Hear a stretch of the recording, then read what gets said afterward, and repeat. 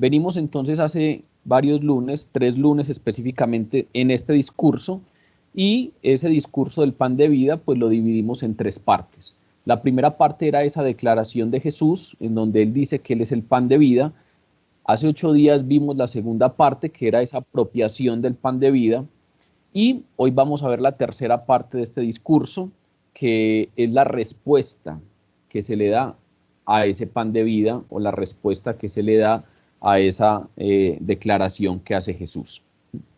Toda la predicación del Evangelio exige una respuesta.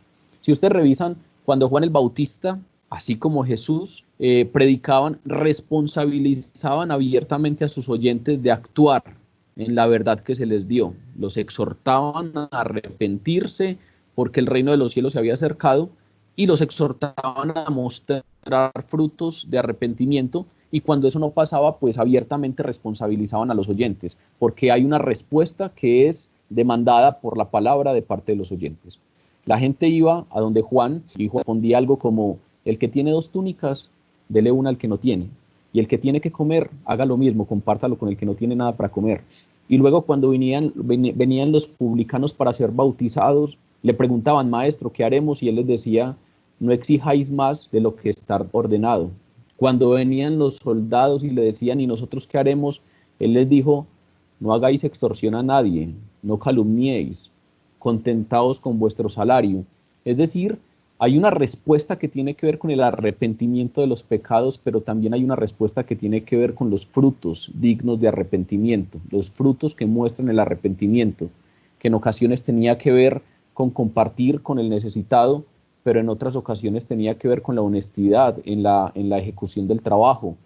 Si ustedes revisan, cuando Pedro se levanta y hace su predicación el día de Pentecostés, esa predicación también demanda una respuesta. Al oírlo, todos se compungieron de corazón, dice la palabra, y dijeron a Pedro y a los demás apóstoles: ¿qué haremos, hermanos? ¿Qué haremos nosotros? Y Pedro les dijo: arrepentíos y bautícense cada uno de vosotros en el nombre de Jesucristo para perdón de los pecados, y recibiréis el don del Espíritu Santo. Todos, en el momento en el que escuchaban la buena palabra, tenían esa misma pregunta: ¿y nosotros qué haremos? Si revisamos con calma el Nuevo Testamento, encontraremos 3 tipos de respuesta que se le dan a la palabra predicada. Algunos, por ejemplo, como en este caso, responden con rechazo total. Por ejemplo, los escribas y los fariseos se oponían total y constantemente a la enseñanza de Jesús y despreciaban la enseñanza de Jesús. No lo relacionaban en ningún momento con Dios, no querían que eso que ellos criticaban y juzgaban tanto les hablara de Dios, y entonces cuando habían unas obras que ellos no podrían ni siquiera contradecir que estaban pasando, habían liberaciones y habían sanaciones, ellos entonces recurrían a decir: pues si este está haciendo eso, pues tiene que ser entonces por el poder de Belcebú, el príncipe de los demonios. ¿Por qué? Porque deliberadamente escogieron rechazar la evidencia con respecto a la palabra predicada. Pero hay algunos, que esos son muy interesantes, que no responden con rechazo total, sino que responden con un rechazo paulatino, progresivo, más tímido. Es como una especie de respuesta con una fe temporal o superficial. Estos son fundamentalmente buscadores de curiosidades. Se sienten muy atraídos por Jesús, se sienten muy atraídos por su palabra en ocasiones, en la mayoría de las veces se sienten muy atraídos por lo que Él es capaz de hacer, pero cuando Jesús pide lo que pide, desaparecen, se niegan a negarse a sí mismos. Cuando viene la predicación clara de la cruz, que es negarse a sí mismo, tomar su cruz y seguirle, ahí entonces al parecer desaparecen, se pierden. Juan, por ejemplo, en el capítulo 2, que ya lo estudiamos, nos habla un poco de esas personas. En el capítulo 2, 23 nos dice que estaban en Jerusalén en la fiesta de la Pascua, y que cuando Jesús habló, muchos creyeron en su nombre, y muchos creyeron porque vieron las señales que él hacía. Pero Jesús mismo no se fiaba de ellos porque conocía a todos y no tenía necesidad de que nadie le diese testimonio del hombre, pues él sabía lo que había en el hombre. Algunos creyeron en ellos, dice la palabra de Juan, el Evangelio de Juan en el capítulo 2, pero Jesús mismo no se fiaba de ellos. Es decir, Jesús sabía que ese creer en su nombre no era totalmente sincero. Él sabía que no había una entrega total. Luego, cuando uno revisa, por ejemplo, la primera epístola de Juan, en el capítulo 2, versículo 19, Juan dice cosas como que hay algunos que salieron de nosotros, pero no eran de nosotros. Es decir, estaban aquí con nosotros reunidos en la iglesia, pero no eran de nosotros, porque si hubiesen sido de nosotros, habrían permanecido con nosotros, pero salieron para que se manifestase que no todos son de nosotros. Si revisamos la palabra, el Nuevo Testamento fundamentalmente nos habla de muchos de ellos. En la segunda carta a Timoteo nos hablan de Demas, en Hechos de los Apóstoles nos hablan de Simón el Mago, en el Evangelio nos hablan directamente de Judas Iscariote, que son algunos que están ahí, se congregan, están totalmente cerca a los discípulos, a Jesús, a la iglesia, pero con el tiempo se van dando cuenta o se va manifestando que su entrega no es total. Esos son algunos que no responden con rechazo total, como los fariseos y los escribas, sino que responden con una fe temporal, superficial, y paulatinamente se van enfriando y posteriormente se alejan. Y finalmente la tercera respuesta que tiene el Evangelio, pues son los que responden con fe verdadera. La palabra les llama el remanente.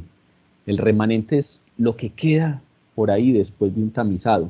Esos son los que responden con fe verdadera.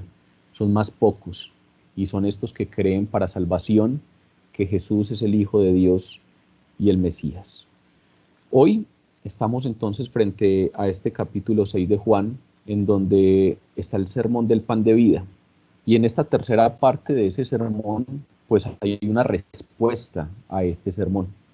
Y este es el punto culminante de todo el ministerio de Jesús en Galilea. Hay unas personas, unas multitudes que vienen siguiendo a Jesús, y tal vez su ministerio en Galilea es la parte más alta, el pico más alto de la popularidad de Jesús. Cuando él tuvo su ministerio terrenal, ese ministerio en Galilea fue el punto más alto en términos de popularidad. Muchas personas lo seguían, muchos se desvivían y se incomodaban para ir a escucharle. Habían muchos que pasaban la noche por fuera. Recuerden lo que pasó en esta alimentación de los 5,000, en donde Felipe le dice, despáchalos porque ya se va a hacer tarde. Y la gente no le importa, la gente está dispuesta a quedarse hasta tarde porque están encantados con Jesús. Están en el pico más alto de su popularidad. Imagínense cómo estarían los discípulos. Ese movimiento que empezó tan pequeñito, llamando a estos pescadores, ahora están generando un movimiento grande. Imagínense cómo estarían los discípulos en este punto. Estamos hablando del punto culmen en términos de popularidad en el ministerio terrenal de Jesús. Multitudes están alrededor de él, queriendo ver sus señales, queriendo ver sus milagros. Y recuerden que después de la alimentación de los 5,000, esas multitudes querían venir y tomar a Jesús para hacerlo rey. Y a Jesús le toca irse para el monte, apartarse. Ahora, después de eso, él da este discurso y hay respuestas. Hoy vamos entonces a estudiar desde el versículo 60 hasta el final del capítulo, que es el versículo 71, que son las palabras con las que Jesús concluye su mensaje. Esta predicación de Jesús es la zaranda. Esta predicación de Jesús es el filtro, es la tormenta espiritual. Acaban de pasar los discípulos por una tormenta física en la que Jesús caminó sobre el agua, sobre el mar, y ahora están inmersos en una tormenta espiritual. Todos los discípulos están siendo zarandeados por las palabras fuertes de Jesús. Leo en favor de todos. Al oírlas, muchos de sus discípulos dijeron, ¿qué dura es esta palabra? ¿Quién la puede oír? Sabiendo Jesús en sí mismo que sus discípulos murmuraban de esto, les dijo, ¿esto les ofende? Pues que si vieres al Hijo del Hombre subir a donde estaba primero. El Espíritu es el que da vida, la carne para nada aprovecha. Las palabras que yo os he hablado son espíritu y son vida.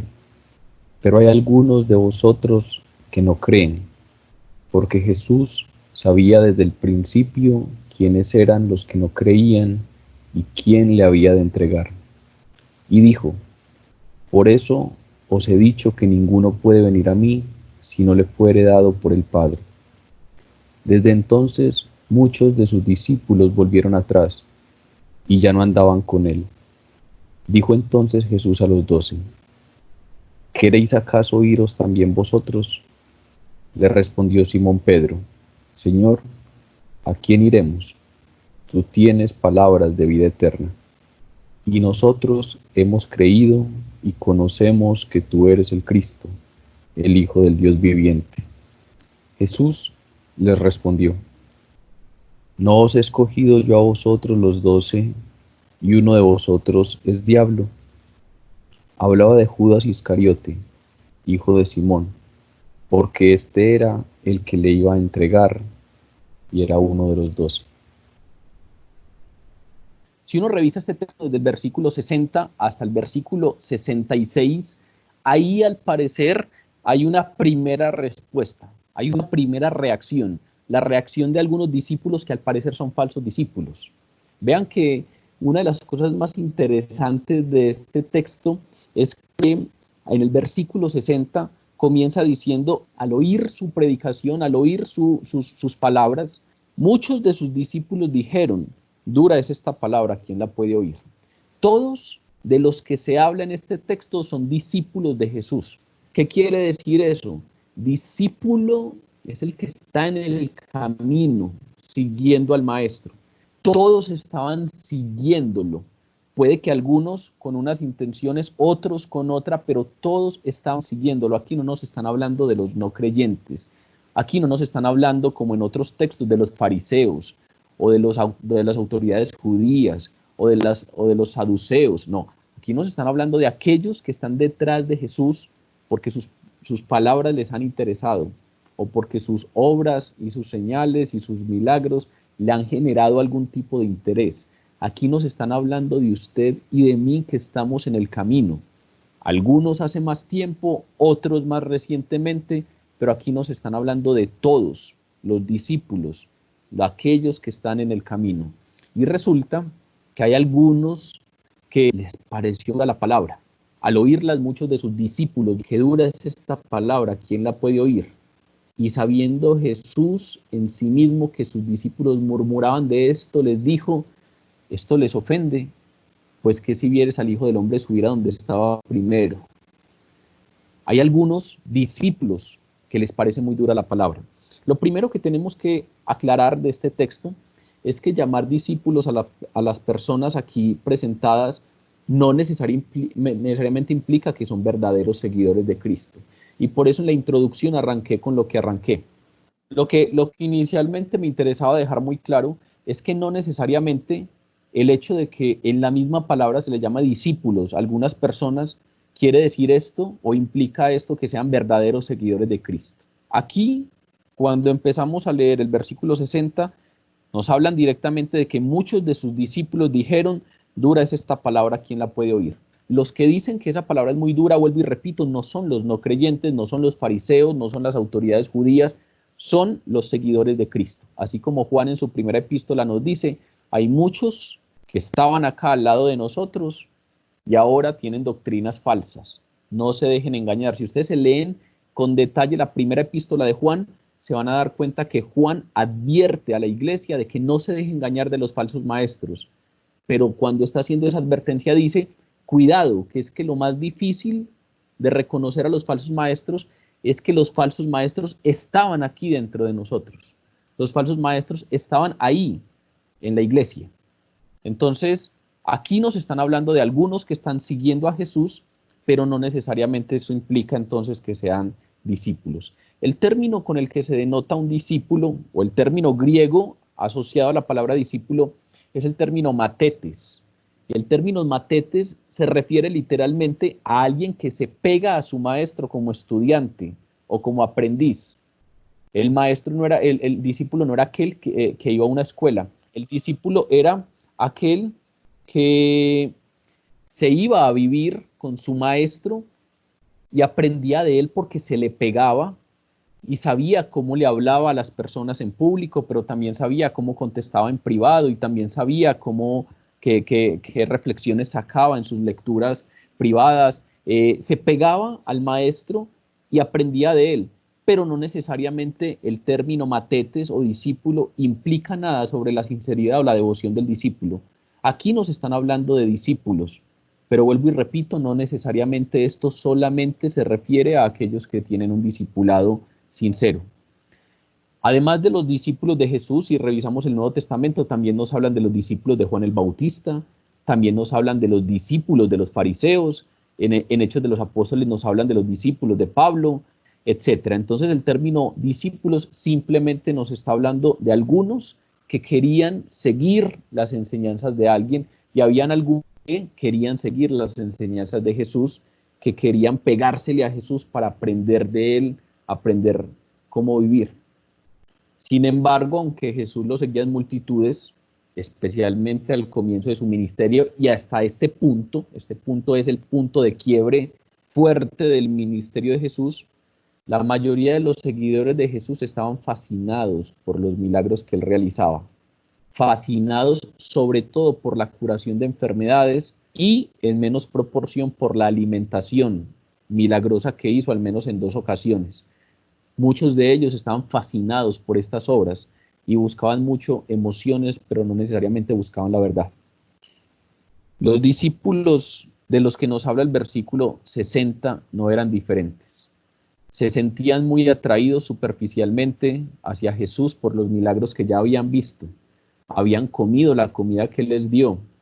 Fuera de eso tenían la esperanza de que él los liberaría del yugo de los romanos, pero al parecer no estaban tan dispuestos a aceptar todo lo que él venía a enseñar.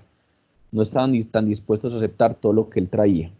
Cuando Jesús aquí en este sermón se manifiesta como el pan de vida, afirma ser el pan de vida e insistió en que la vida eterna solamente se encuentra a través de un compromiso completo con él, al parecer ellos decidieron que ese no era el tipo de maestro que querían tener. Se dieron cuenta de que seguir a Jesús significaba mucho más que estar a la espera y ver y experimentar milagros, ver y experimentar los beneficios físicos de su poder. Ese término dura que se le relaciona a la palabra es el griego escleros, que quiere decir literalmente áspera o fuerte. Es decir, es un adjetivo que contrasta con ese confort, con la comodidad, con la suavidad que al parecer muchos queremos encontrar en Dios. Describe algo que es severo, algo que en ocasiones no es totalmente agradable. Eso duro es lo áspero. Yo no quiero recostarme en algo áspero. Yo quiero recostarme en algo suave. Pero aquí estos discípulos están diciendo, esta palabra no es tan cómoda como nosotros creíamos que era. Este lugar no es tan cómodo como nosotros queríamos creer que era. A veces es un poquito desagradable. A veces es un poquito fuerte y severo.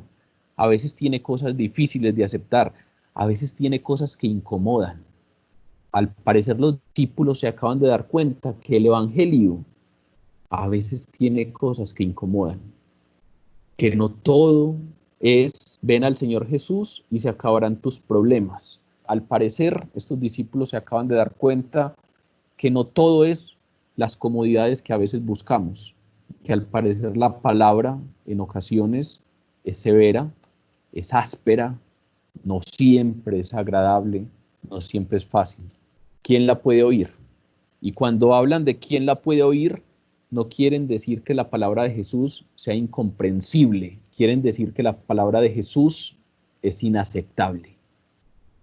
Rechazaron las palabras de Jesús porque les parecieron ofensivas, les parecieron objetables, se indignaron. La gente se indigna, se sintieron ofendidos por las palabras de Jesús, como este que nosotros lo vimos desde chiquito y sabemos quién es el papá y la mamá, como este viene a decirnos que bajó del cielo, como este que sabemos quién es viene a decirnos que comamos su carne y bebamos su sangre, con lo que estudiamos hace 8 días de lo que significaba para los judíos beber sangre, que era una conducta totalmente prohibida. Se indignaron. Cómo este viene aquí a cambiarnos todo lo que nosotros conocemos, cómo viene a plantearnos estas ideas caídas del zarzo, cómo viene con ese discurso tan ofensivo. Ese Jesús no estaba al parecer a la medida de sus ilusiones o de sus aspiraciones. Ellos querían un Mesías para hacerlo rey, ellos querían un Mesías que les supliera sus necesidades. Ellos querían un Mesías que le quitara los yugos, en este caso fundamentalmente ese yugo político del Imperio Romano, Y Jesús viene y sale con esto.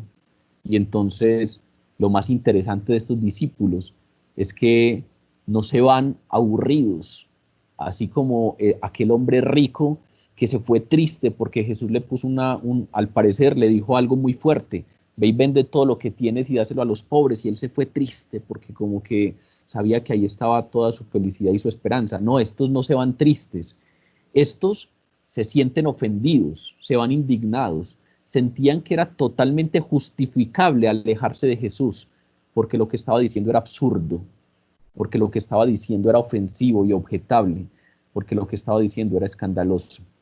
Al igual que aquellos que ya habían rechazado de tajo las enseñanzas de Jesús, aquellos que ni siquiera quisieron escucharlas, los fariseos, las autoridades judías, que de entrada ya habían rechazado a Jesús, estos, al igual que ellos, estaban escandalizados por estas afirmaciones de Jesús. Es decir, les pareció interesante el camino hasta que se toparon con tres cosas.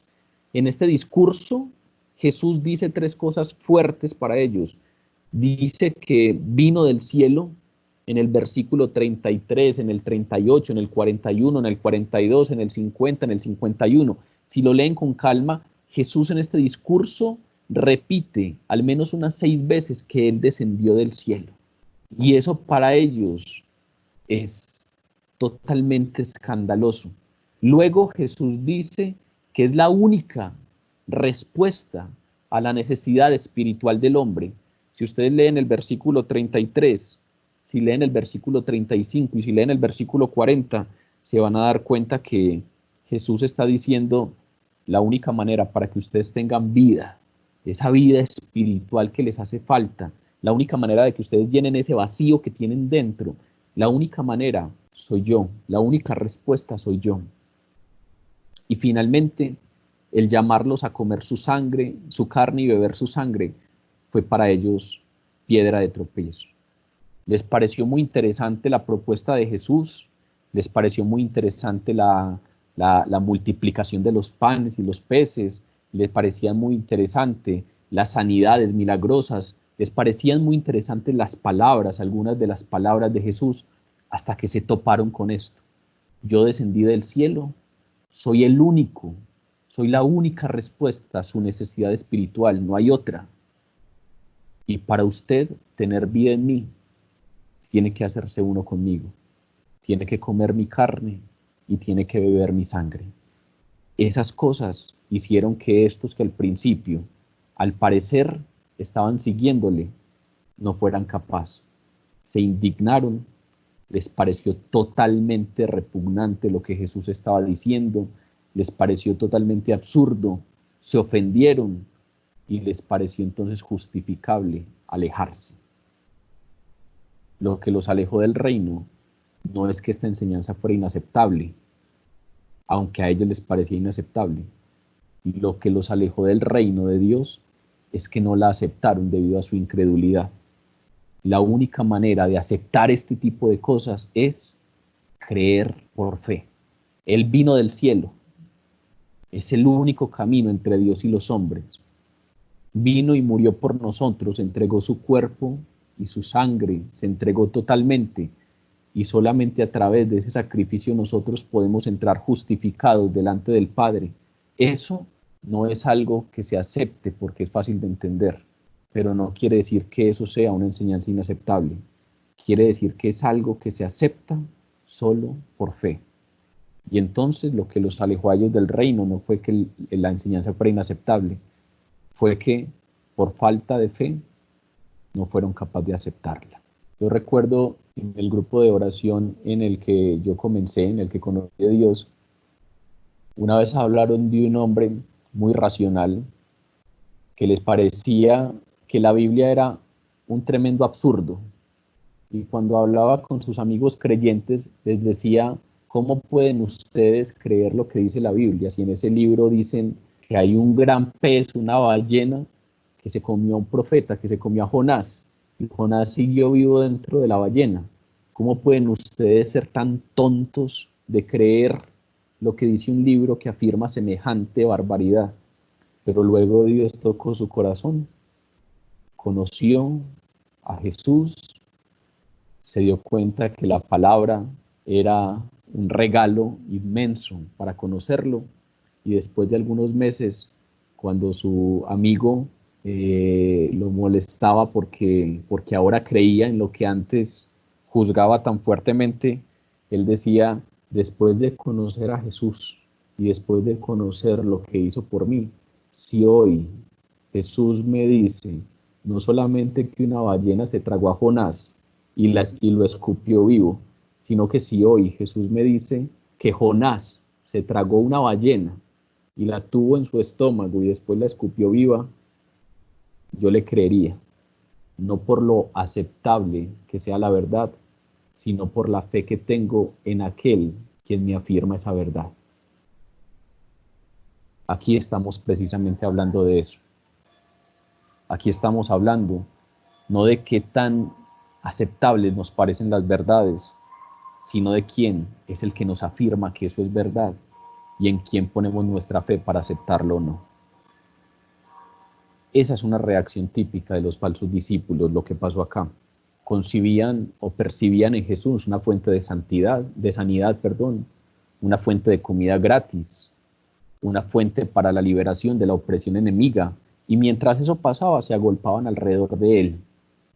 Un tumulto de multitudes estaban ahí alrededor de Jesús en esa época en su ministerio en Galilea. Pero cuando él les exigía reconocer su bancarrota espiritual, su pobreza espiritual, confesar sus pecados y comprometerse con él como la única fuente de salvación, eso los ofendió y se apartaron. Seguían a Jesús por lo que podían obtener de él, no por lo que Jesús era. Seguían a Jesús por lo que él podía darles, no por lo que Jesús era.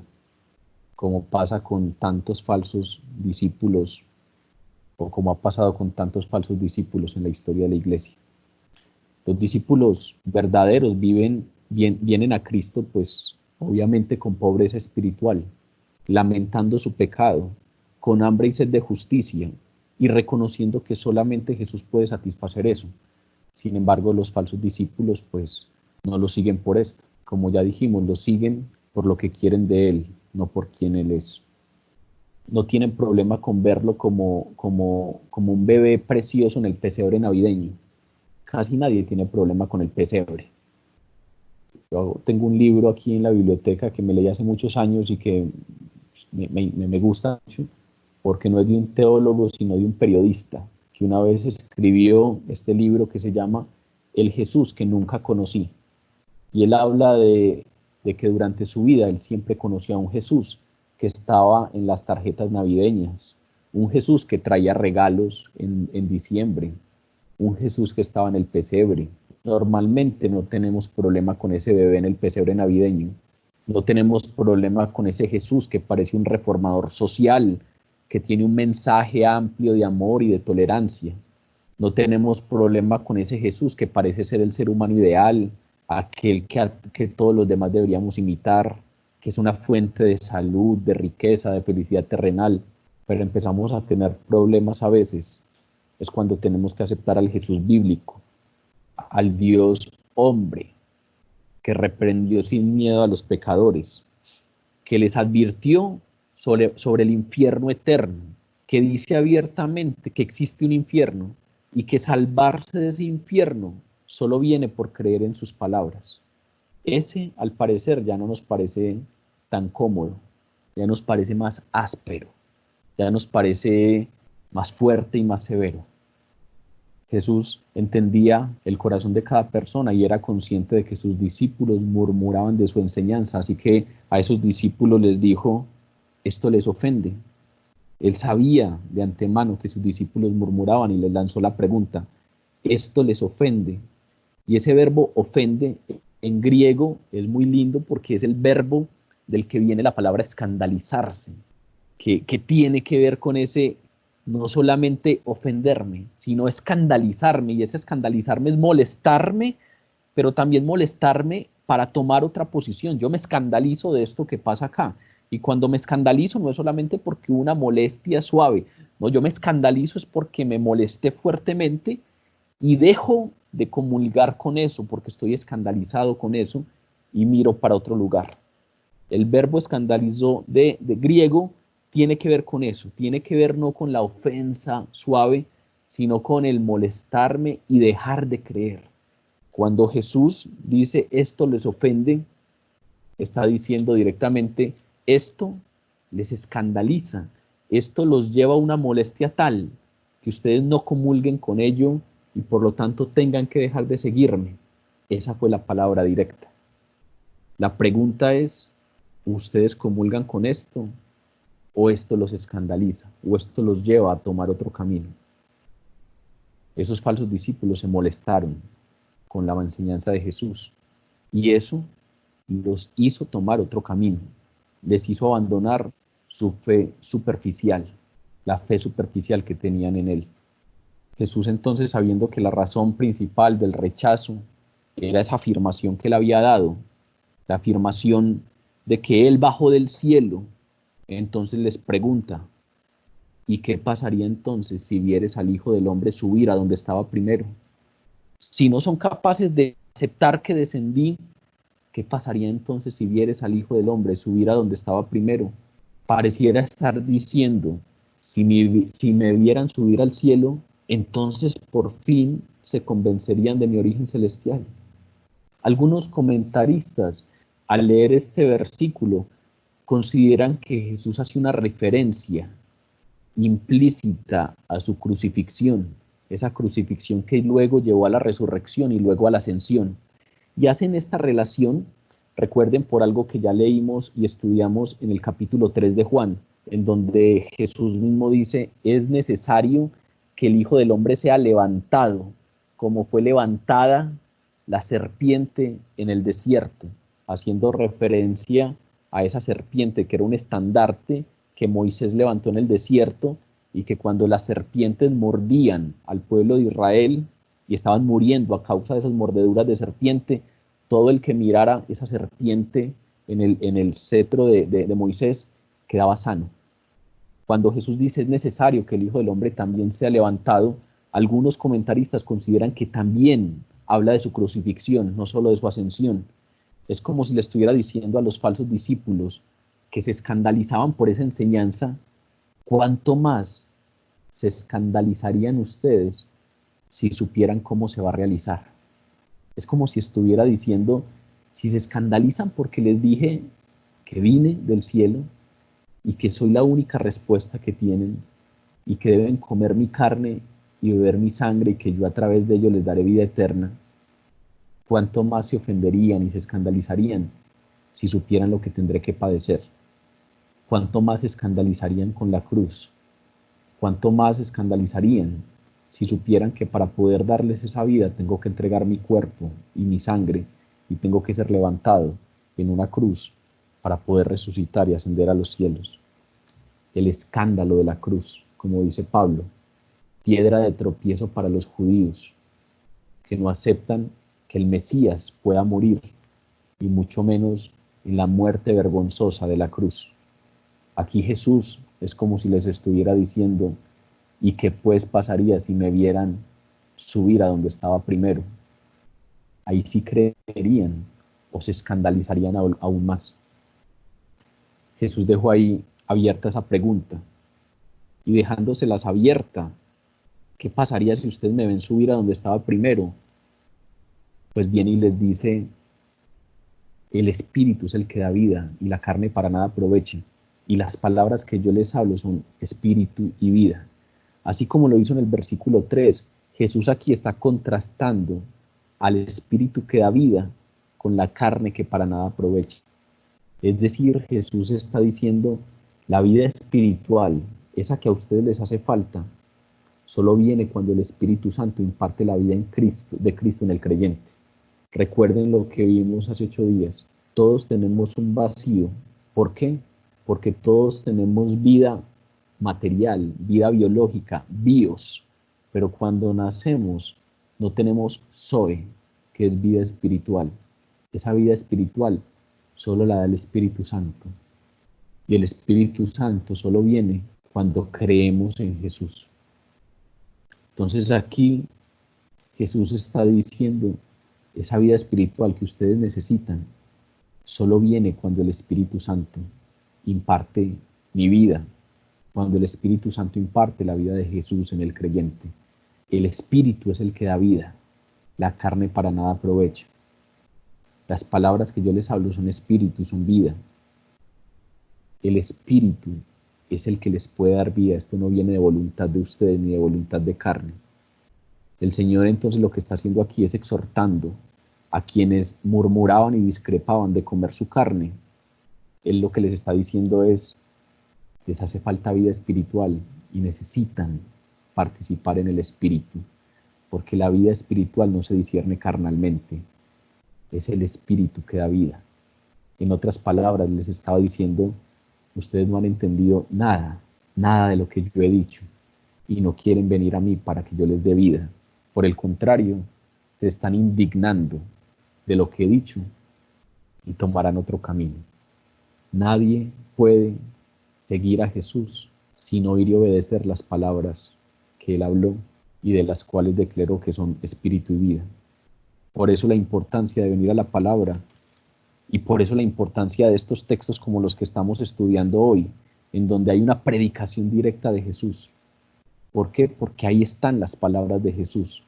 Y son las palabras de Jesús las que revelan quién Él es en realidad. Aceptar o rechazar esas palabras hace la diferencia entre los discípulos falsos y los verdaderos. Los verdaderos discípulos continúan en su palabra, la cual permanece en ellos. Aceptar esas palabras significa recibirlo, porque la salvación viene, como dice la misma palabra, viene por medio de la acción de la palabra de Dios. ¿Eso no es acaso lo que leemos en la parábola de la semilla? La palabra de Dios se parece a la semilla. La semilla es como la palabra de Dios, una cae en buena tierra, que son los de corazón bueno, y retienen la palabra, y dan fruto, y son perseverantes. ¿Quiénes son los que retienen mi palabra?, dice Jesús. Son palabras duras, pero ¿quiénes son los que las retienen? Jesús entonces dijo, pero hay algunos de ustedes que no creen. Como siempre pasa con quienes rechazan la oferta de la salvación, el asunto no es falta de información. Lo que generalmente pasa no es falta de información, sino falta de fe. Algunos que escuchan la palabra, pero no la aceptan, no la creen. El Señor entonces hizo a estos responsables del rechazo, no porque no pudieran entenderlo, sino porque no le creían. Hay algunos de ustedes que no creen, les dice directamente. Y eso no tiene que ver con que no me entiendan, tienen que ver con que no han entendido quién soy yo y por lo tanto no aceptan mis palabras. Dice la palabra entonces que Jesús dijo, ninguno puede venir a mí si no le fuere dado por el Padre. Y desde entonces muchos de sus discípulos volvieron atrás y ya no andaban con él. Él sabía que había algunos que no creían. Él sabía exactamente quiénes iban a creer y quiénes no. Esto no tomó a Jesús por sorpresa, porque recuerden que Jesús es Dios, es omnisciente, es omnisapiente. Él sabe exactamente quiénes han de creer y quiénes no. Y eso nos lo dice claramente el versículo 64. Porque Jesús sabía desde el principio quiénes eran los que no creían y quién le había de entregar.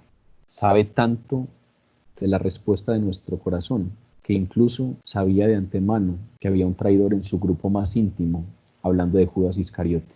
Frente a eso entonces, Jesús, para rematar esa primera conversación con los discípulos falsos, pues lo que hace es reforzar una enseñanza anterior, una enseñanza que viene dándonos desde el versículo 37, acerca de la soberanía absoluta de Dios en la salvación. Por eso les he dicho que ninguno puede venir a mí si no le fuere dado por el Padre. Estos versículos 64 y 65 siguen manteniendo esa tensión entre la soberanía divina y la responsabilidad humana, que está presente en todas las Escrituras. Porque por un lado, a los incrédulos se les condena por su incredulidad. Hay alguno de vosotros que no creen. Es decir, ahí Jesús está diciendo, ustedes son responsables de creer o no creer. Pero por otro lado está diciendo, pero eso no se le escapa del control al Padre. ¿Por qué? Porque por eso les he dicho que ninguno puede venir a mí si no le fuere dado por el Padre, dice el versículo 65. Y entonces ¿Qué pasó? Que muchos de sus discípulos se volvieron atrás. No muchos de los que venían a juzgarle, no muchos de los que venían de parte de las autoridades judías, no, muchos de sus discípulos, muchos de los que venían siguiéndolo, muchos de los que estaban en el camino queriendo parecerse a él, muchos de los que se sentían atraídos por él, bien sea por sus enseñanzas o por sus obras, muchos de sus discípulos se volvieron atrás y ya no andaban con él. Desde entonces, dice la palabra, el griego original para ese desde entonces es ektotou, que es una expresión que aunque se puede traducir desde entonces, es más fiel la traducción cuando se traduce en consecuencia de o como resultado de esto. Es decir, como resultado de este sermón, muchos de sus discípulos se volvieron atrás. Como resultado de esas palabras fuertes de Jesús, muchos de los que antes le seguían dejaron de seguirle. Los falsos discípulos abandonaron a Jesús del todo después de este punto. Jesús utiliza este sermón como una tormenta espiritual, porque en la comodidad muchos se quedan, pero en esa tormenta espiritual algunos se quedaron, otros se fueron. Jesús utiliza este sermón como la zaranda. Vamos a tamizar a ver qué es lo que queda. Y después de este duro sermón, muchos se volvieron atrás. Del versículo 67 al 71 nos hablan de lo contrario. Nos hablan de la reacción de otro tipo de discípulos. Podríamos llamarle los verdaderos discípulos. Dijo entonces Jesús a los 12, ¿queréis acaso iros también vosotros? Le respondió Simón Pedro, Señor, ¿a quién iremos? Tú tienes palabras de vida eterna, y nosotros hemos creído y conocemos que tú eres el Cristo, el Hijo del Dios viviente. Y Jesús le respondió, no os he escogido yo a vosotros los 12, y uno de vosotros es diablo. Hablaba de Judas Iscariote, hijo de Simón, porque este era el que le iba a entregar, y era uno de los 12. Esta es la primera vez que la expresión los 12 aparece en el Evangelio de Juan. Juan utiliza una pedagogía teológica muy linda frente a las relaciones con Jesús. Juan nos habla de unos grupos que siguen a Jesús y como que los escala en función de la intimidad de la relación. Entonces en el Evangelio de Juan encontramos a las multitudes, como lo que estamos viendo acá. A Jesús lo siguen multitudes. Pero también encontramos un grupito más pequeño, que son los 72, aquellos que fueron enviados de 2 en 2 por Jesús. Pero después de esos 72 hay un grupito más pequeño, que son los 12. Y esta es la primera vez que Juan nos habla de los 12. Y más adelante nos vamos a dar cuenta que hay un grupito más pequeño, que al parecer son 3, que hacen parte de los 12, pero que tienen una relación más íntima. Juan, Santiago y Pedro. Aquellos, por ejemplo, a los que Jesús llevó al monte de la transfiguración. Los otros 9 no vieron la transfiguración. Con estos 3 al parecer había una relación de más cercanía, de mayor intimidad. Y dentro de esos 3 hay uno especialmente al que se le denomina el discípulo amado, que al parecer la cercanía era tal que aún Pedro, cuando era parte de los 3 íntimos, no se atrevía a decirle, a preguntarle a Jesús, ¿quién es el que te va a entregar? Y entonces Pedro se acercó a Juan, al discípulo amado, y le dijo, pregúntale tú. Y Juan, que tenía más confianza, se le apoyó en el pecho y le preguntó. Hay como una especie de escalamiento en esa intimidad que se tiene con Jesús. Y entre esos grupos que acabo de mencionar, hay uno muy especial que son los 12. Y esta es la primera vez que en el Evangelio de Juan nos hablan de los 12. Es la primera vez que se utiliza la expresión los 12, que en los evangelios sinópticos, es decir, Lucas, Mateo y Marcos, se les llaman los apóstoles. No se les llaman discípulos, sino apóstoles. Aquí Juan les llama los 12. Juan, por ejemplo, no registró el llamamiento de los 12. Y solamente usa este término en 2 ocasiones. En este que estamos estudiando hoy y por allá en el capítulo 20, cuando lo estudiemos, cuando ya Jesús resucitó, cuando Jesús se le aparece a Tomás, nos están describiendo la escena y nos dice, Tomás, que era uno de los 12, y nos cuentan qué fue lo que pasó con Tomás. Esa es la otra situación en la que Juan habla de los 12. Pero aquí nos está hablando entonces de un grupito más cercano. Ya no son las multitudes, ya no son esos discípulos numerosos, son los 12, los que estuvieron en la barca, los que vivieron la tormenta física. Recuerden que aquí estamos en una tormenta espiritual en la zaranda, pero los 12 habían vivido la tormenta física, se habían montado en una barca sin Jesús, porque Jesús se había quedado orando en el monte, y los cogieron las olas y el viento, y amenazaban con voltear la embarcación. Y recuerden que ellos intentaban con todas sus fuerzas, y lo máximo que lograban era no retroceder, pero no eran capaces de avanzar, hasta que vieron a Jesús llegar caminando sobre las aguas. De esos son los que se nos va a hablar a continuación. Puede ser que los 12 se quedaran después de que los discípulos temporales, los de los que acabamos de hablar, se fueron, se indignaron y se fueron. O puede ser que Jesús los llamara aparte. Recuerden que Jesús tenía un trato especial con ellos, les decía: a los demás por parábolas les hablo, pero a ustedes les explico todas las cosas. Puede ser que Jesús los llamara aquí aparte y les hablara en privado. No sabemos qué fue lo que pasó, pero sí sabemos que del versículo 66 al 67 hay un cambio.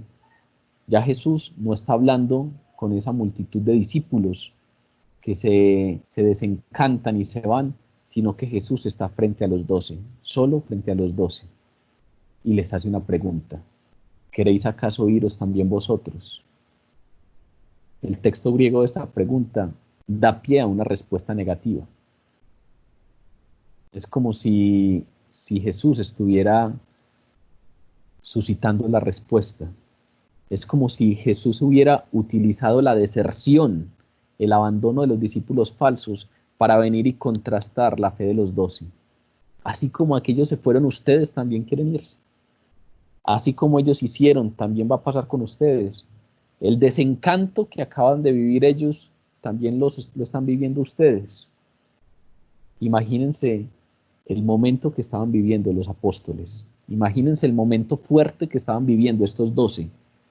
Era un momento en el que su fe estaba siendo probada severamente, profundamente.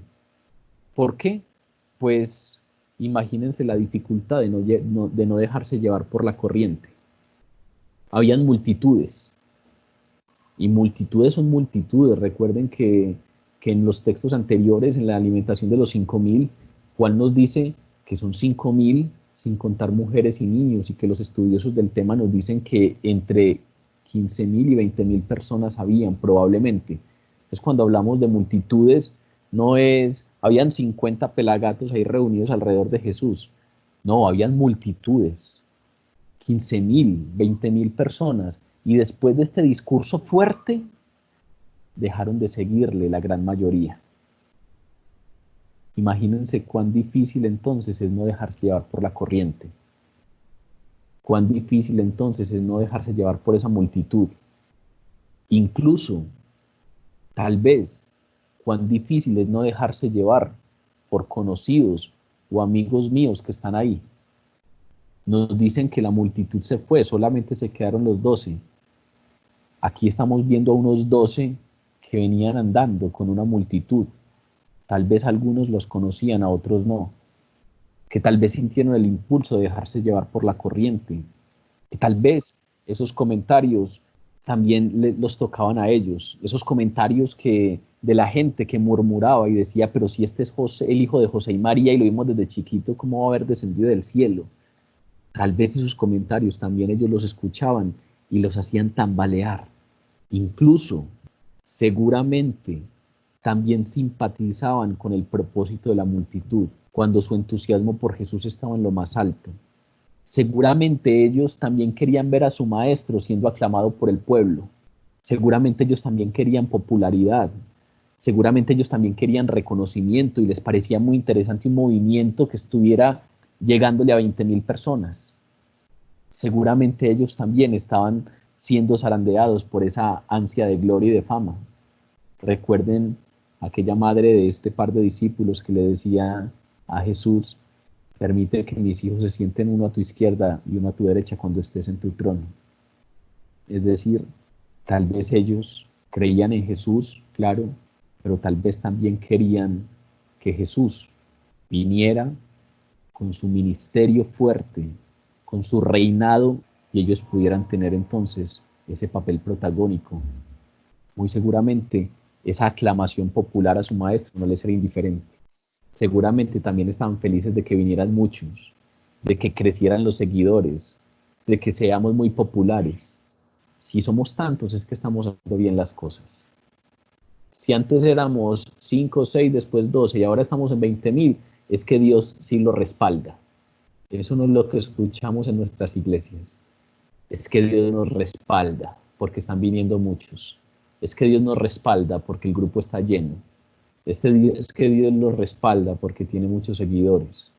Pues Jesús aquí tenía muchos seguidores y predicó la palabra que tenía que predicar. Y ese fue el discurso más impopular de la historia.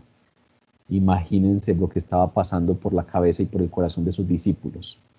Ya no tenemos un movimiento popular, sino que se nos está yendo la gente. ¿Qué pasó? Fuera de eso, tampoco es que podamos decir que los discípulos, los 12, hayan entendido totalmente lo que dijo Jesús en este sermón.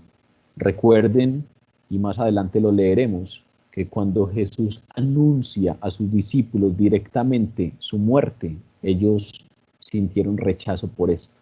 Que de ninguna manera esto te acontezca. ¿Cómo puede ser posible esto? Recuerden a Pedro diciendo, no Señor, que esto no te acontezca, y a Jesús diciéndole, apártate de mí, Satanás, porque no eres piedra de tropiezo. Muy seguramente tampoco habían entendido totalmente el sermón que acaba de pronunciar Jesús. Pero como en muchas ocasiones, como en la mayoría de ocasiones en la fe, las cosas no vienen necesariamente por entender, sino por creer y confiar. En esta ocasión, como en la tormenta física y como en muchos otros momentos, Simón Pedro actuó como vocero de los 12. ¿Se acuerdan en la tormenta? Que Simón tomó la vocería y le dijo, si eres tú, manda que yo vaya caminando hacia ti. Pues aquí pasó lo mismo, él tomó la vocería y declaró algo que fue fundamental para todos. Señor, ¿a quién iremos? Le dice en respuesta. Tú tienes palabras de vida eterna y nosotros hemos creído y conocemos que tú eres el Cristo, el Hijo del Dios viviente.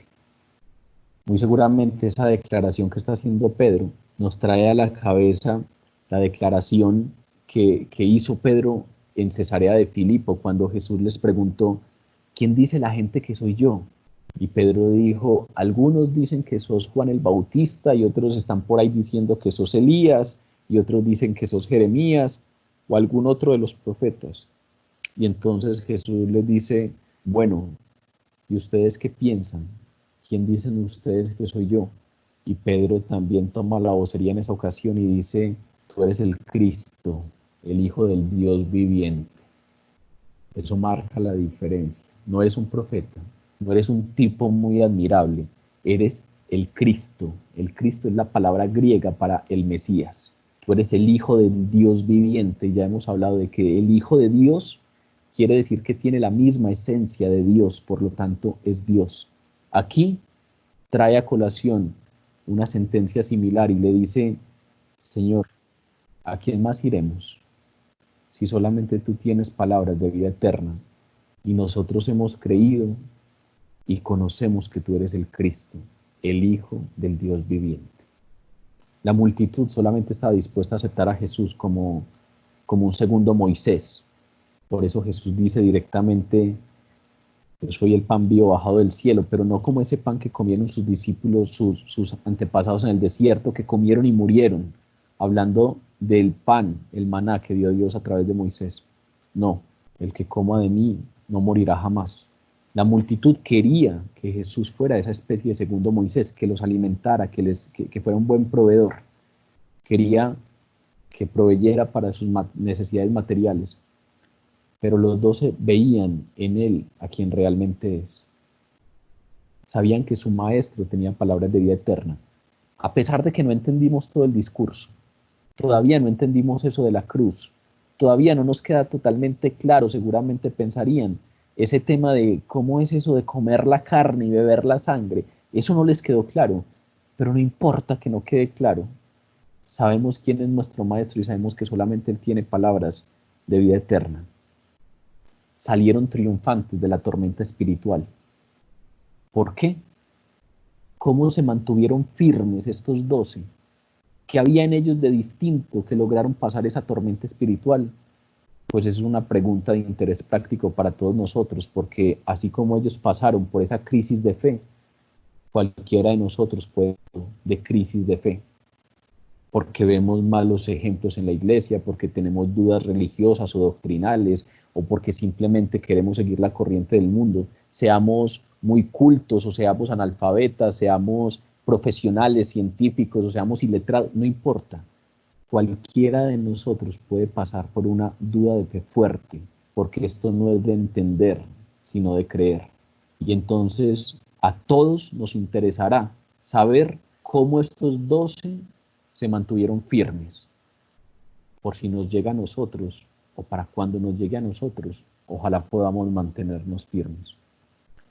La afirmación de Pedro expresa 3 características fundamentales de los verdaderos discípulos. Expresa 3 anclas que les ayudaron. Simón Pedro contestó: Señor, ¿a quién iremos? Tú tienes palabras de vida eterna, y nosotros hemos creído y conocemos que tú eres el Cristo, el Hijo del Dios viviente. ¿Qué cosas encontramos en esa declaración? Lo primero, los discípulos verdaderos tienen una característica fundamental: sinceridad religiosa. ¿Qué es eso? Se toman en serio la religión. No es solamente un asunto para apagar la conciencia, no es solamente un asunto social, no es solamente un asunto de que me siento muy bueno porque voy al grupo de oración o porque voy a misa el domingo. No, era una búsqueda sincera. Vean las palabras: ¿a dónde iremos si solo tú tienes palabras de vida eterna? Es decir, a estos discípulos no les interesa que les apaguen la conciencia, ni que les provean, ni que les den pan gratis. A estos discípulos les interesa la vida eterna. Necesitamos que alguien nos diga cómo se alcanza la vida eterna. Ponga toda su atención en el reino de Dios y su justicia, dice Jesús, y todas las cosas les serán añadidas. Estos 12 tienen toda su atención puesta en el reino de Dios. ¿Qué nos interesa? Nos interesa a alguien que tenga palabras de vida eterna, nos interesa a alguien que nos hable del reino de Dios, nos interesa a alguien que nos diga cómo podemos tener la vida eterna. Deseaban palabras de vida eterna. ¿Por qué estaban ahí? Porque tenían una búsqueda sincera de la vida eterna. Yo necesito tener la vida eterna. Ponga toda su atención allá, como nos dice Pablo. Ustedes son extranjeros y advenedizos acá en el mundo, porque realmente ustedes son ciudadanos del cielo, son ciudadanos del reino de Dios. Ponga toda su atención allá. ¿Cómo está llegando allá? ¿Desea estar allá?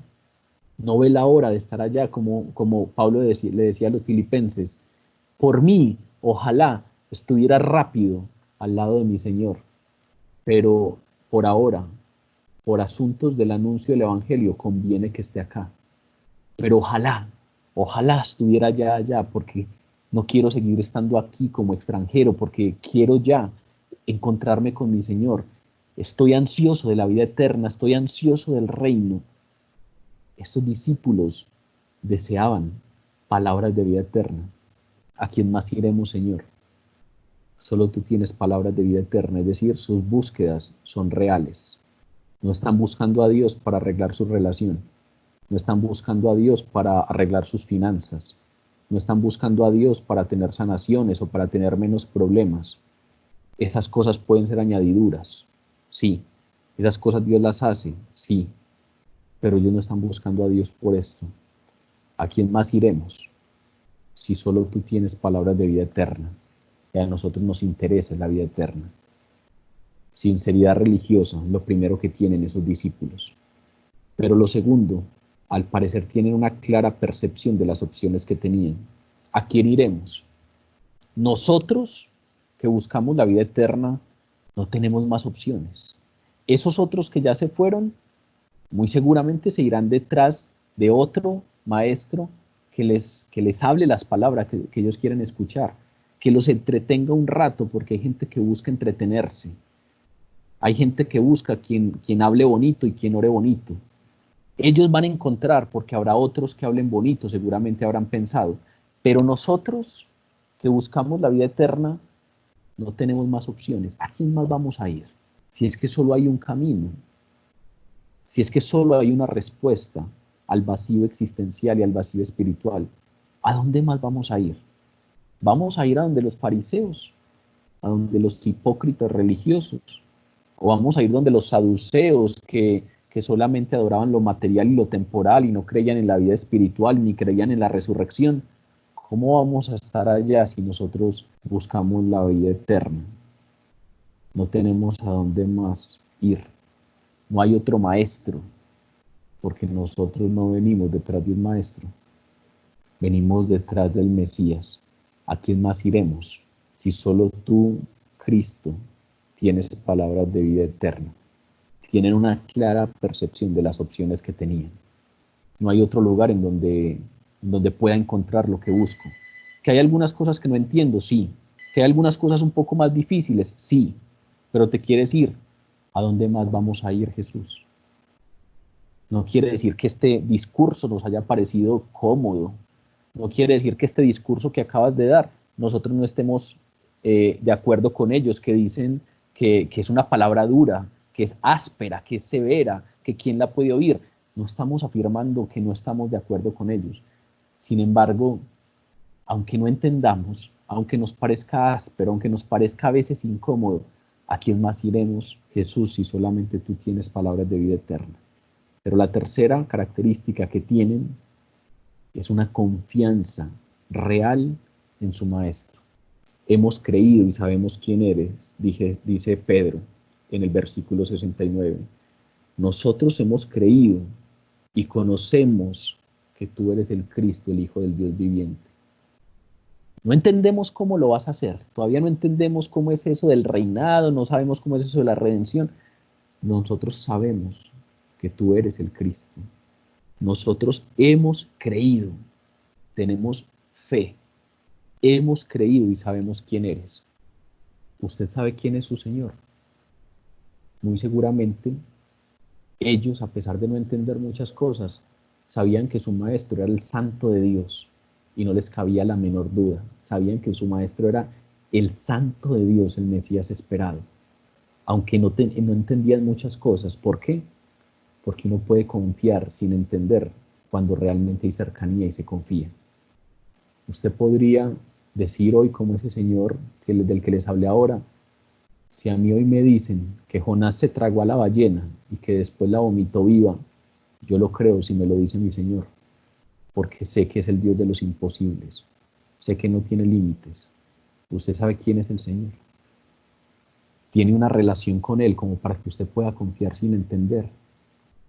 Hace un tiempo escuché un testimonio de alguien. Estaba en su oficina, tomó el teléfono y llamó a la casa de su mamá. Y cuando la mamá fue a contestar, la cogió un ataque de tos. Y en esa casa vivían varias personas. Pero cuando la mamá contestó y tosió, él de inmediato le dijo, no jodas, otra vez tenés tos. Y la mamá le preguntó, ¿y cómo sabías que era yo la que había contestado? Y él se quedó pensando y se dio cuenta que raramente cuando uno tiene mucha relación con alguien, uno incluso sabe cómo tose. Uno sabe qué gemidos hace, qué expresiones salen, qué ruidos raros sale cuando una persona tose. Y no alcanzaron a saludarse, simplemente a un lado estaba la bocina y a la otra estaba un tosido, pero él ya sabía quién era la persona que estaba tosiendo. ¿Por qué? Porque hay relación. Nosotros tenemos hoy esa relación con Dios como para reconocerle. Yo te reconozco aún a través de tus tosidos. Los discípulos reconocían quién era su maestro y podían confiar sin entender, porque conocían, porque tenían intimidad con el Señor. Así como un niño pequeño que a veces no entiende muchas cosas, pero confía en su papá. Yo recuerdo mucho algo que me pasó cuando estaba en primero de primaria, y es que hubo una reunión de padres de familia y mi papá al parecer se salió de la reunión antes de que terminara. Y al final de la reunión, pues entregaron unas fichas y esas fichas iban a guiar nuestro trabajo como estudiantes durante 3 meses, 6 meses, no sé. El caso es que cuando yo llegué a la semana siguiente, la profesora me dijo, te voy a entregar una ficha para que tu papá, le tienes que decir a tu papá que la copie. Yo no sé qué palabras utilizaría, pero el caso es que yo no sabía que era una fotocopiadora. Yo me traje unas hojas y recuerdo que se las entregué a mi papá y le dije, estas hojas las entregaron y tenemos que tenerlas, y la profesora las mandó para que las copiáramos. Y yo al parecer creía que nos iba a tocar copiarlas a mano o a máquina, no sé. El caso es que estábamos en la oficina de mi papá, nos vinimos para la casa y en el camino él paró en una papelería, le sacó fotocopia y me entregó las dos y yo me quedé sorprendido. Para mí eso había sido magia y le decía, ¿cómo hiciste esto? Sí, que lo iba a hacer. Y cuando él me hizo esa pregunta, ¿cómo creíste? Yo recuerdo que yo me quedé pensando y yo no creí nada. Yo no tenía ni idea cómo le iban a hacer. Yo no sabía si él iba a dibujar eso, lo iba a copiar a mano o si lo iba a copiar a máquina. No tenía ni idea de nada. O tampoco me preocupaba. Porque cuando uno es niño, no entiende cosas, pero no se preocupa. Porque si la profesora dice, llévele eso a su papá y su papá le va a entregar uno igualito, uno va donde el papá y se lo entrega y no se queda haciendo fuerza. Uno no se queda pensando, uy, ojalá mi papá sí lo haga.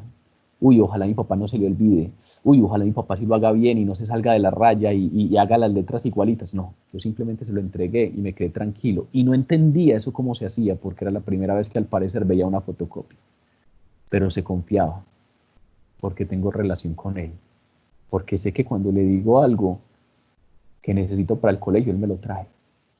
Es decir, no necesitamos necesariamente entender si es que hay confianza y hay cercanía, porque esa confianza y esa cercanía nos permiten reconocer aún en medio de la incomprensión. Y el Señor nos va mostrando poco a poco. Uno no se queda haciendo fuerza, uno confía. Cuando aprende a conocer, uno confía. Yo varias veces les he hablado de una entrevista que me pareció increíble, la entrevista que le hicieron a Dostoyevsky cuando salió de la cárcel en Siberia. En Siberia recuerden que solamente dejan entrar el Nuevo Testamento y él era un literato que fue encarcelado y quería llevar libros para la prisión, pero no lo dejaban. Y como solamente dejaban entrar el Nuevo Testamento, alguien le regaló un Nuevo Testamento y él lo entró porque era un lector asiduo, quería leer en todo momento. Y entonces, aunque no era creyente, empezó a leerse ese Nuevo Testamento. Y lo terminó y se lo volvió a leer. Y lo terminó y se lo volvió a leer. Y dice que se leyó al menos unas 20 veces ese Nuevo Testamento en la cárcel. Y cuando salió, todos sabían que se había vuelto cristiano. Y una periodista, al salir de la cárcel, le dice, usted que es un intelectual, un escritor, ¿cómo es posible que se haya tragado ese cuento? ¿Cómo es posible que un intelectual que busca la verdad en la evidencia haya creído en Jesús? Y la respuesta de Dostoyevsky es, conocí a Jesús y creo que en Jesús está la verdad. Pero si alguien me demostrase que en Jesús no está la verdad, yo preferiría quedarme con Jesús que con la verdad, porque ya lo conocí y porque sé que con Él o en Él encuentro lo que nadie más puede darme: comunión, relación. Eso llevó a que los discípulos, los apóstoles, los 12, a pesar de no entender totalmente el discurso, pasaran esa tormenta espiritual, no desertaran. ¿Por qué? Porque tenían una búsqueda sincera, porque sabían que nadie más les iba a dar lo que Jesús les daba y porque tenían una confianza implícita en su maestro, porque le conocían y le reconocían. Esa bendita comunión que habían generado con su maestro les llevó una confianza tal que ellos sabían quién era Jesús, sabían que era el Santo de Dios, a pesar de no entender todo. El tiempo en la presencia de Jesús produce frutos. La confianza no se da de un momento a otro, la confianza se va construyendo. Uno no se vuelve mejor amigo de alguien de un momento a otro. Eso se va construyendo. Uno no se siente en confianza de ser totalmente transparente y espontáneo delante de todo el mundo, no. Delante de algunos a los que les tengo confianza, y esa confianza se va construyendo. Esa respuesta de Pedro se resume en dos elementos. Los apóstoles, o los 12, como les llama Juan, tenían fe y fidelidad. Hemos creído. Nosotros hemos creído y conocemos quién es. Es decir, una marca del nacimiento espiritual verdadero. Nosotros sabemos que tú eres el Cristo. Creemos que tú eres el Cristo. Ese es el nacimiento espiritual. ¿Qué dice Juan al respecto del propósito de su evangelio? He escrito esto para que ustedes crean que Jesús es el Señor, para que crean que Jesús es el Cristo y creyéndolo tengan vida eterna. Ellos lo creyeron, pero fuera de eso había un carácter en ellos. Eran fieles. Señor, ¿a quién iremos? Nosotros sabemos quién eres y no encontraríamos lo que encontramos contigo delante de nadie más. Si alguien nos dijera que en otro lugar está la verdad, preferimos quedarnos contigo que con la verdad. Estos dos hemos creído y conocemos. Tienen un tiempo verbal interesante, están en tiempo perfecto, lo cual quiere decir, ese hemos creído y ese conocemos lleva a la idea de un acto que fue completado en el pasado. Hemos creído. ¿Qué quiere decir eso? Ya eso pasó, ya se completó en el pasado, pero tiene resultados que siguen en el presente. Nosotros hemos creído y conocemos que tú eres el Cristo. Pasó algo en nosotros que sigue pasando. Pasó algo en nosotros que genera resultados en el presente. Esa fe inicial de los verdaderos discípulos resulta en un compromiso continuo, una relación continua con el Señor. A diferencia de los falsos, quienes tomaron esa decisión de abandonar a Jesús, los 12 tienen un compromiso permanente de seguirlo, permanecer. ¿Qué dice Juan en su primera epístola? Sabemos que ellos no eran de nosotros, porque si fueran de nosotros, hubieran permanecido. Juan aquí está contrastando la diferencia marcada entre los inconstantes y los fieles, los que permanecen. Ahora, claro, tenemos que cerrar con algo que no es del todo agradable, y es que todos los 12 tenían estas características menos uno. Ni siquiera entre los 12 todos habían conocido verdaderamente a Jesús, como el Señor se apresuró a señalar. Es como si Pedro le estuviera diciendo, ¿cómo nos hace esa pregunta? Si nosotros no tenemos a dónde más ir. Y Jesús como que le dice, hago esta pregunta, porque aún a ustedes que los escogí por nombre propio, ustedes no me siguen como las multitudes porque algo les gustó, no. Yo fui y los elegí y los llamé.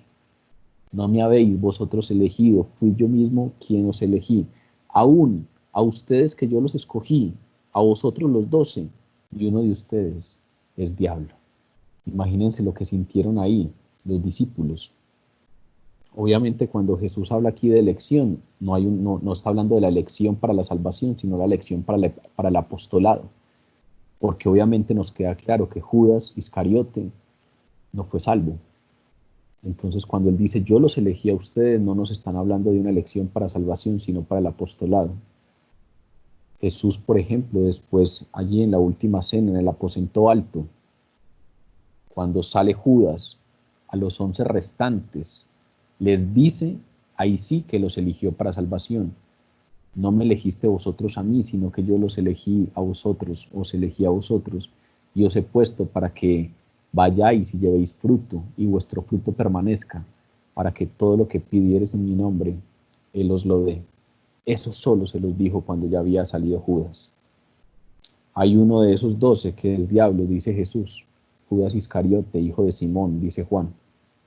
A pesar de ese privilegio espiritual de ser uno de los 12, era el que al final lo iba a entregar. Ese término diablo, que es el griego diabolos, significa el calumniador o el acusador falso. Hay uno de ustedes que me va a calumniar, hay alguno de ustedes que me va a acusar falsamente. El Nuevo Testamento le pone a Judas toda la responsabilidad de la traición. Y eso es otro punto interesante en esto que hace rato venimos conversando, de ese paralelo entre la soberanía divina y la responsabilidad humana. Jesús ya sabía que lo iba a traicionar, pero aún así Judas es totalmente responsable de las elecciones que hizo y es totalmente responsable de la traición.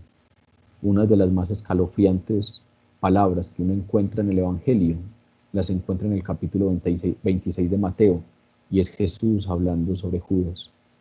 A la verdad el Hijo del Hombre va, según está escrito de él, mas ay de aquel por quien el Hijo del Hombre es entregado. Bueno le fuera a ese hombre no haber nacido. Hay uno allí que al parecer logró pasar la zaranda, logró pasar esta primera tormenta espiritual, se camufló ahí entre los 12, pero luego vendrá una tormenta espiritual mayor, una zaranda aún más fuerte, que es la cruz, y ahí los verdaderos discípulos salen a relucir, y el que no es, queda al descubierto. Para concluir, esta es una palabra para nosotros. Es una palabra para los que estamos en el camino. A veces somos muy dados a pensar que estas palabras duras son para los de afuera, para los que no creen, y nosotros ya estamos aquí cómodos. Esta palabra es para nosotros, para los discípulos, para los que estamos en el camino, para que revisemos cómo le estamos siguiendo, para que revisemos cuáles son nuestras motivaciones y nuestras intenciones, para que revisemos si estamos dispuestos a negarnos a nosotros mismos o en las crisis y en las zarandas nos quedaríamos. El Evangelio siempre demanda una respuesta. Arrepiéntanse y crean en el Hijo de Dios. Por sus frutos los conoceréis, dice el Evangelio. Juan les decía a sus seguidores, ¿qué tienen que hacer? Si tiene 2 túnicas, de una. Si tiene mucha comida, dele al que no tiene. Si usted es soldado, no calumnie a nadie. Si usted es soldado, no estafe a nadie. Compórtese bien. Sea pulcro en su actuar, en el cumplimiento de su labor. Sea responsable con lo que tiene que hacer. Por sus frutos les conoceréis. Reconocerlo es el único camino. Si hay algo que nos está dejando claro Jesús en este sermón, es que Él es el pan de vida. Y los 3 puntos claros son aquellos que los falsos discípulos no fueron capaces de aceptar. Él es el Hijo de Dios, bajó del cielo. Él es la única respuesta a nuestra sed espiritual. Y solamente haciéndonos uno con Él podemos tener vida eterna. Es el único camino. El que come mi carne y bebe mi sangre tiene vida eterna, y yo le resucitaré en el día postrero. Vamos a orar.